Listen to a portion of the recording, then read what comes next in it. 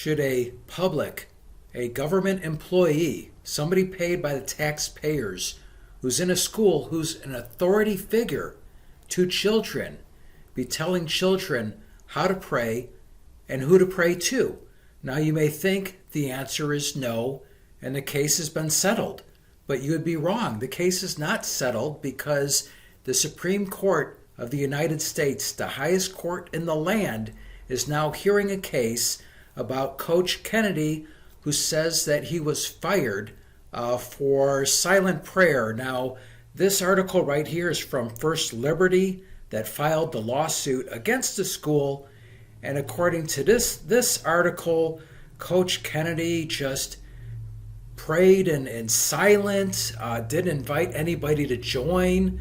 And the kids kind of said, "Oh, what are you doing? Can we pray too?" And so he didn't encourage kids. The kids just kind of forced themselves on him. And he's just this innocent guy praying in silence, didn't want to be a figure exposed to publicity or anything like that. And this poor guy just trying to have a private life. So that's according to this First Liberty, their take on it. But if you want to pray in private, do you go to the middle of a football field? Do you go to the 50-yard line? And then we have this from a news organization, and this is what they say about it. The district says his prayer was anything but private, as they claim the coach announced his plans to pray and invited journalists and elected officials to watch. So that does not sound like somebody who's trying to do something in private. Seems to me this coach was pretty desperate for attention. The schools told him to cease and desist, and he just said, "Oh no, I have a commitment to God, so I'm not going to do that." So it seems like the firing, and I don't even know if it's a firing, because in one report he got a bad review and then he didn't apply the next year. So I guess that's going to be the job of the Supreme Court, to determine fact from fiction, to get the real story. Now, of course, there's a lot of Christians saying, "Oh, this is fine, he did nothing wrong, God bless him," all this crap. But would they be okay with no matter what he was saying, no matter how he was interpreting the religion? Because after all, there are many different sects of Christianity. Would they be okay with Mormons or Catholics, if they're Protestants?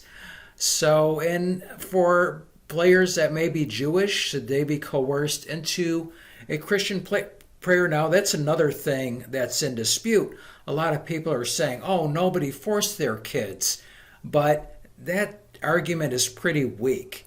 He is an authority figure to those kids. So to say that there's no pressure, that's not true. It's amazing what people will do when somebody in a position of authority, even a perceived position of authority, just tells them to do things, and maybe not even directly.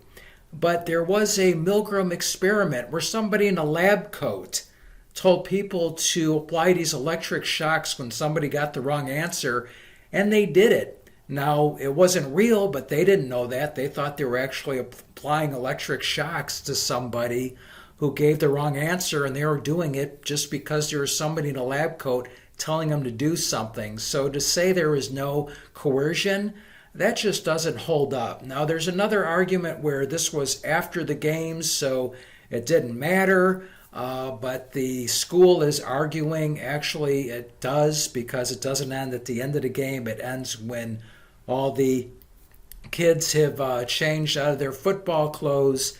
So we'll see what happens in this case. But it seems to me, from what I've seen, it's justified. We'll see what happens. But and some people have brought up, what if this was a Muslim coach preaching the Quran? Would that be okay? And obviously not. And I guess another issue is God's about to save starving kids in Africa. Then he hears their prayer, and he's got to turn around and help little Timmy score a touchdown, and then he gets distracted with some other things. Now those kids are dead. So is this really where we want God to focus his time? I think that question has to be asked as well. Anyway, that's my take on it. Please share yours. Until next time. Cisco, do we have to leave all our good friends now? Only until next time, Pancho. Adios, amigos.